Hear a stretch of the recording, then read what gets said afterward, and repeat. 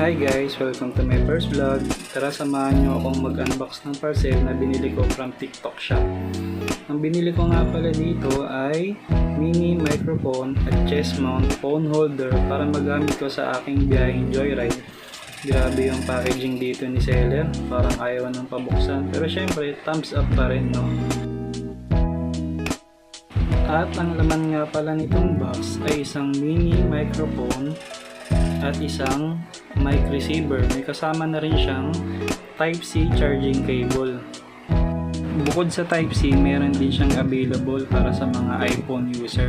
Depende na lang siguro sa phone na gamit nyo kung ano yung magtipid. So ayun, tignan mo, salita pa ako ng salita dito, no? Kala mo talaga may